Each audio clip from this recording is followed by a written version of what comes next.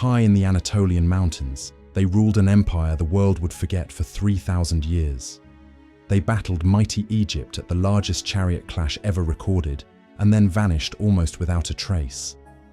How do you erase a superpower so completely that even its name falls from memory? This is the mystery of the Hittites. Once equal to Ramses' Egypt and Hammurabi's Babylon, now a lost chapter in the Bronze Age saga, their story features towering citadels, multi-god pantheons, and formidable armies. Yet until the late 19th century, the modern world barely knew they had ever existed. Before Greece, before Rome, the Hittites built sprawling cities, drafted codes of law, and sent diplomatic envoys across the known world. Yet for centuries, we had no idea they'd once shaped the geopolitics of the Near East. Their monuments lay in ruins, their language went silent, and the rest of humanity moved on.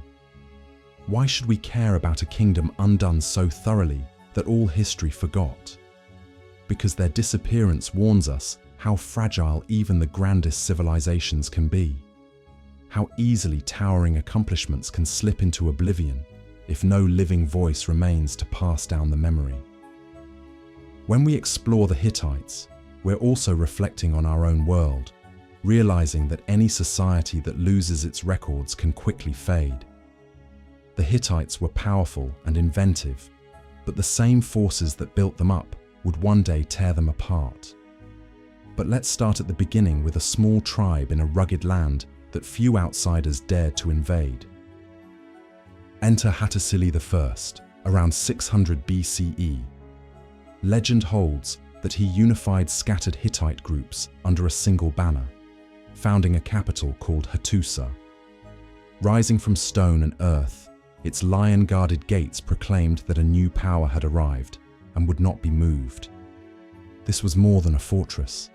It was a symbol. Rugged terrain surrounded them, but the Hittites leveraged that isolation into a defensive advantage. From Hattusa, they extended their influence over adjacent city-states, exacting tribute, forging alliances, and leaving behind some of the earliest examples of a centralized administration in this mountainous region. Yet, the vision Hattusili I began wouldn't end with him. Future monarchs would solidify and expand what he established, building on the foundations of unification he set down. Early warfare defined much of their growth. Hattusili and his successors practiced a systematic approach to conquest, initially focused on securing trade routes for metals and other valuable resources. Yet the Hittites weren't interested solely in brute force. They learned that to manage far-flung territories, effective governance was key. They developed scribal schools to train officials in reading and writing, in cuneiform adapted from Mesopotamian scripts, and also refined their own hieroglyphic forms. They began tracking harvests, population numbers, and military logistics, turning raw data into strategic planning. That might sound modern, but for a Bronze Age kingdom, it was revolutionary. Civilizations like Egypt and Mesopotamia had used writing for centuries, but the Hittites distinguished themselves by weaving record-keeping into the core of empire building. While many neighbors relied heavily on tradition, Hittite rulers left fewer political decisions to guesswork and more to written precedent. They preserved legal judgments on clay tablets, forging the beginnings of an administrative archive that would survive them, even if they themselves would eventually disappear. It's tempting to see it as hubris, a belief that documenting their power meant they would endure. Yet, ironically, this obsession with writing made it possible for modern scholars to resurrect their forgotten empire. Their skill at record-keeping gave them an edge off the battlefield too. They codified a unique set of laws, addressing everything from livestock disputes to capital crimes. Interestingly, some clauses show more leniency compared to the famously rigid codes of Babylonian or Assyrian tradition. The Hittite law code, for instance, adjusted certain punishments based on context, reflecting a level of practicality that could be called forward-thinking for its day.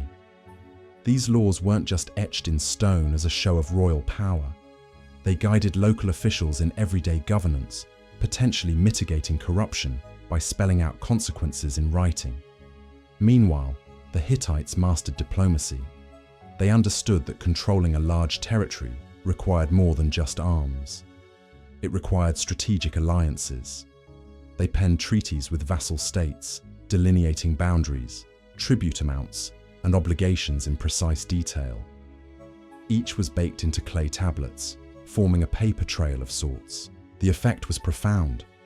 Local rulers could remain semi-autonomous as long as they honored the treaty, provided tribute on time, and didn't conspire with rival empires. This approach gave the Hittites a wide sphere of influence without having to station massive garrisons in every corner of their dominion. At the same time, it facilitated cultural exchange as Hittite scribes learned from neighboring states' bureaucracies, adopting ideas that strengthened their own systems. Of course, none of this would work without military strength to back it up. The Hittites refined the use of chariots in mountainous terrain, training warriors to navigate rugged passes where others hesitated. Their success also depended on a structured command. Kings in Hattusa delegated authority to generals, who in turn led local forces accustomed to the region's challenges. Internal politics, however, remained complicated. The king, often referred to as my son, could adopt nephews or younger brothers to secure a clear line of succession, but that didn't always prevent power struggles. Queens or tawanana sometimes wielded sweeping influence in court decisions, especially if the reigning king was weak, ailing, or absent on campaign. This delicate balance of power shaped the empire's destiny and sometimes threatened its stability. Still, the Hittites had one more factor that helped them maintain peace among diverse peoples: religious tolerance and syncretism. Instead of forcing conquered territories to abandon their own gods, the Hittites invited those deities into their expanding pantheon. The official pantheon grew to include hundreds, if not thousands, of gods. Each time they took a new city, they also adopted that city's gods, bridging cultural gaps and reducing the impetus for rebellion. While modern eyes might see it as an odd practice, it made sense. If local populations felt their deities were acknowledged and respected, they'd be less likely to revolt. This policy also allowed the Hittites to learn new religious customs, weaving them into their state festivals and temple rituals, further solidifying local loyalty. But their rise would lead them straight into a clash with Egypt's greatest pharaoh. By the 13th century BCE, the Hittites had become a formidable power in the Near East, rivaling New Kingdom Egypt under the ambitious Ramses II. Ramses had long coveted control over trade routes running through Canaan and Syria, seeing them as essential lifelines for Egypt's economy. But these regions were part of the Hittite sphere of influence. A collision of interests was inevitable. In 1274 BCE, that collision took place near Kadesh, close to the Orontes River, in what's often hailed as the largest chariot battle in recorded history. Hittite king Mu'tali II, sometimes remembered as the Shadow King, who faced Ramses at Kadesh, amassed thousands of chariots and infantry, hoping to ambush Ramses' divisions. The fighting was fierce, with both sides claiming victory in their official records. Ramses, known for self-promotion, carved triumphal reliefs, boasting that he single-handedly routed the Hittites. Yet, Hittite sources suggest a more balanced outcome, implying that Mu'tali II inflicted heavy Egyptian losses and forced Ramses into a defensive position. Modern historians lean toward calling it a stalemate. Still, the significance extended beyond the battlefield. Shortly after, the Hittites and Egyptians forged what many consider the earliest recorded international peace treaty. It spelled out mutual respect, delineated spheres of influence, and included a pledge to extradite refugees or fugitives, a remarkable agreement for the era. In forging that peace, the Hittites confirmed their status as an equal to mighty Egypt. No longer could Ramses or his successors dismiss them as regional upstarts. The Hittite Empire stretched over broad swaths of Anatolia, pressed into northern Syria, and maintained diplomatic relations that reached Mesopotamia. Their treaties with states like Babylon show how skillfully they balanced competing interests, ensuring that no single power dominated the region. For a time, it seemed the Hittites had found the sweet spot between war and peace, forging alliances while retaining the military muscle to dissuade adversaries from pushing too far. But in the twilight of the Bronze Age, the Hittites would face a crisis no chariot could outrun. At the dawn of the 12th century BCE, an upheaval swept across the eastern Mediterranean. Historians call this the Bronze Age collapse. Though theories vary, climate change, drought, famine, the Sea People's invasions. One constant is that the great palace economies of the Bronze Age fell like dominoes. These societies depended on complex trade routes linking metal sources, agricultural zones, and artisanal centers.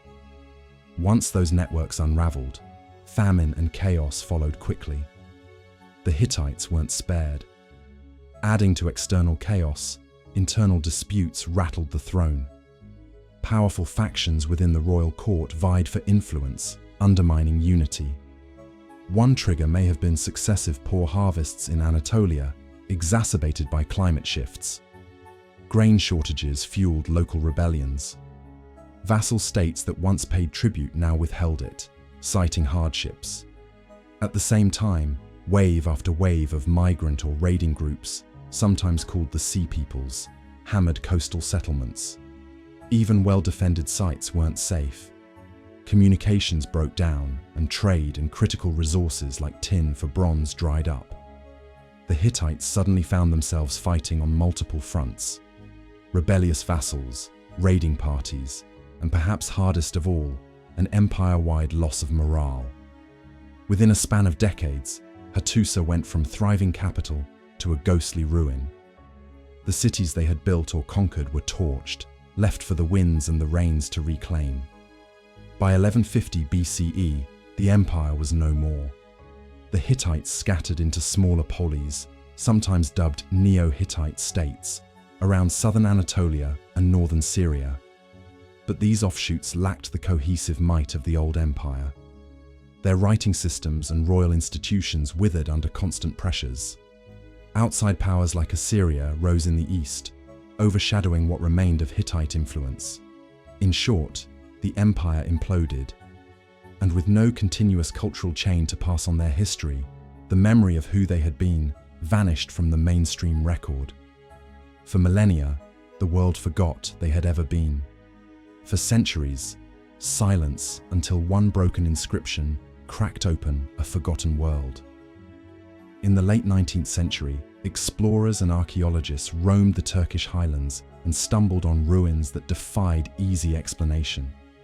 They found walls carved with symbols unlike Egyptian hieroglyphs or Mesopotamian uniform, and discovered entire complexes of collapsed structures, hinting at large organized populations. Locals sometimes told stories about ancient cities and hidden treasures. Western researchers initially guessed these might be remnants of various rumored peoples, but no one could pinpoint the true identity. That began to change at Boğazköy, where excavations revealed the remnants of a city later identified as Hattusa. There, archaeologists dug up tens of thousands of clay tablets in both cuneiform and a mysterious hieroglyphic script. The cuneiform ones, though largely undecipherable at first, bore certain repeated patterns that linguists recognized as possibly Indo-European. An astonishing find in a region assumed to be dominated by Semitic or other language families.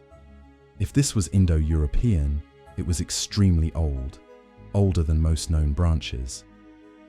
Over time, decipherment efforts led by scholars like Bedrosny cracked the code of Hittite uniform, unlocking a door that had been sealed for over 3,000 years. Inside the tablets was a lost universe. They mentioned treaties with distant kings, references to major figures like Ramses II, and accounts of a city called Hattusa, capital of a realm known as the Hittite lands. They described religious rituals for a pantheon that included storm gods, solar deities, and an MLI array of regional spirits. They spoke of a monarchy that demanded tribute from Syria, negotiated with Babylon, and issued edicts about everything from taxes to feasts. The scale of these records was staggering. Scholars realized they weren't dealing with a tiny local kingdom, but an expansive empire that had once rivaled the biggest names of the Bronze Age. The effect was seismic, forcing historians to redraw their mental maps of the ancient Near East. At first, a sense of disbelief reigned. The Hittites had long been dismissed as a small tribal group mentioned in biblical accounts. Could this be the same people? As the translations advanced, it became clear that the biblical references were partial echoes, and that the once mighty empire far surpassed those limited mentions.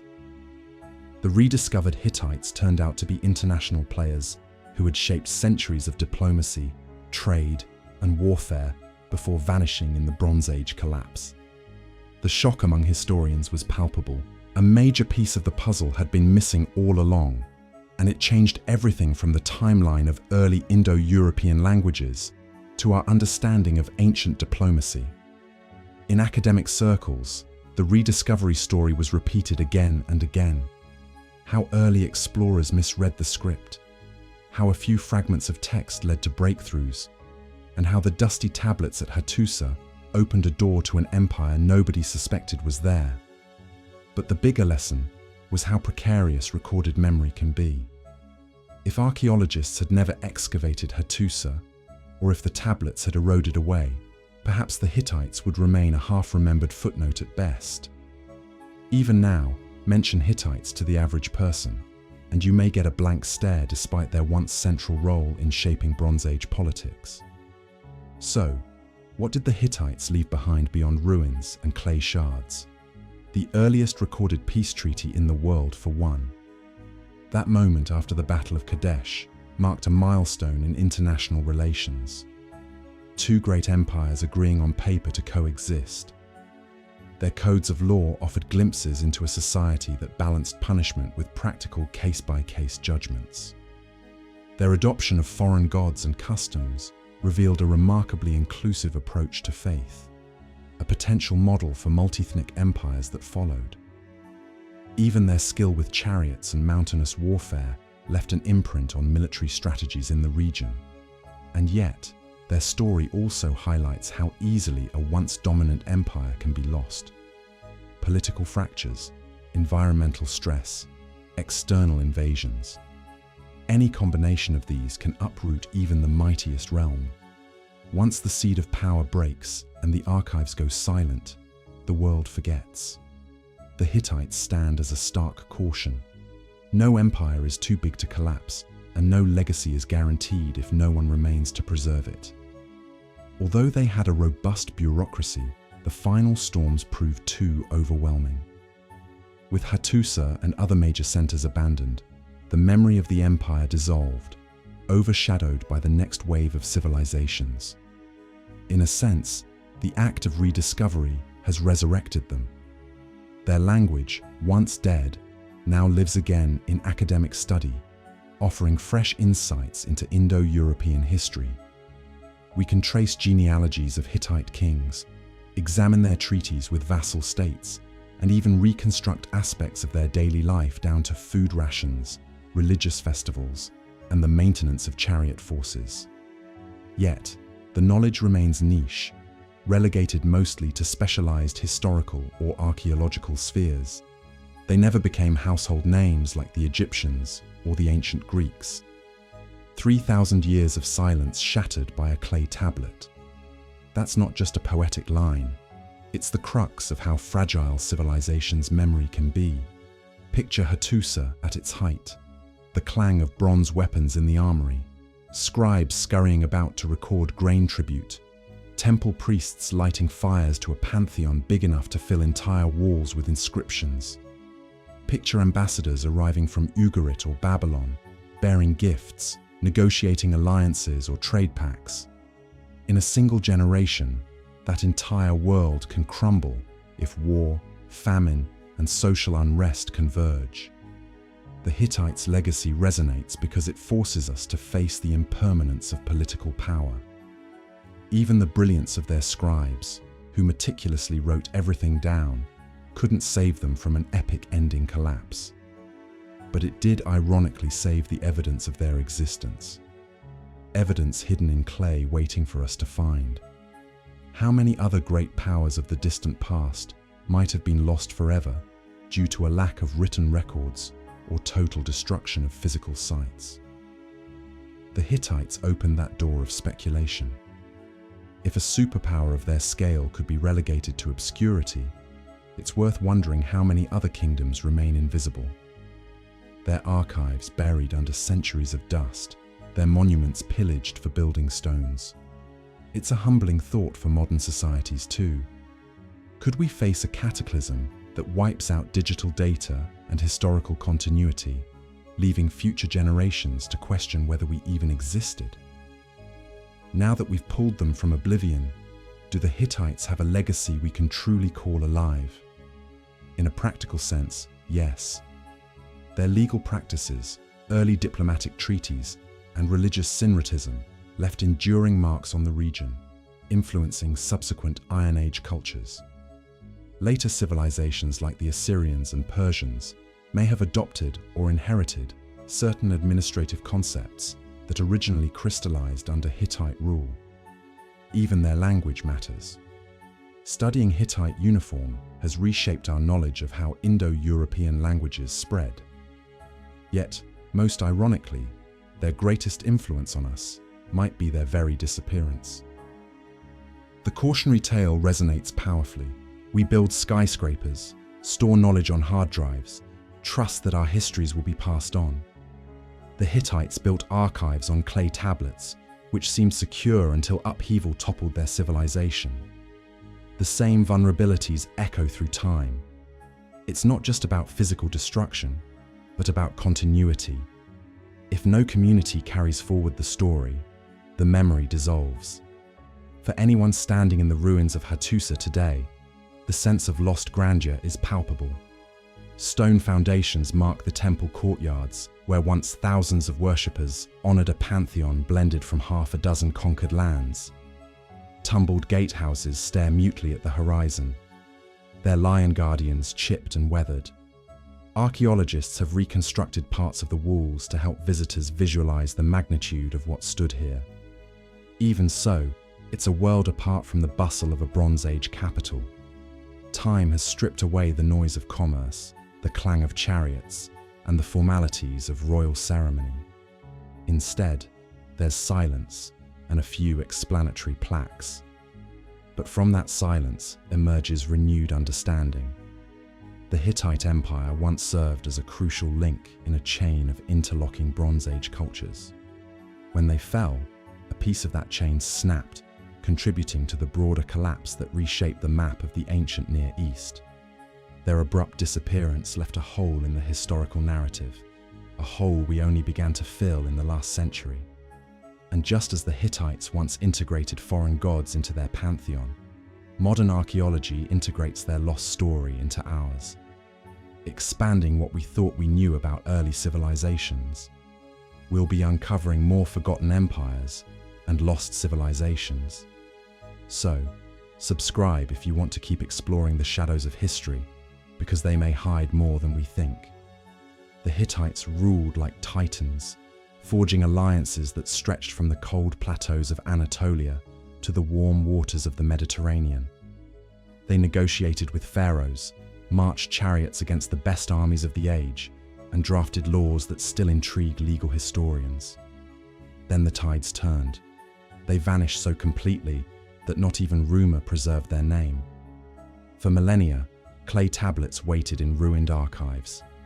It took modern scholars, linguists, archaeologists, explorers to piece together the scattered clues and hear the Hittites' voice once again. Now that we have, we see them for what they were, a central pillar of the Bronze Age, as vital to its balance of power as any other empire.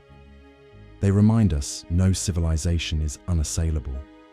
Empires can rise, glow brightly, and fade to dust, leaving only faint echoes for future ages to discover.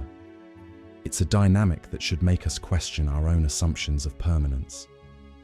The Hittites nearly became a permanent blank in our record, an empire that shaped millennia of events, then slipped away into nothingness. But they weren't truly gone. They were buried, waiting under centuries of soil and rubble for the day their story would be told again. Consider how easily their entire legacy might have vanished if Hattusa hadn't kept its clay archives, or if looters had smashed those tablets to bits.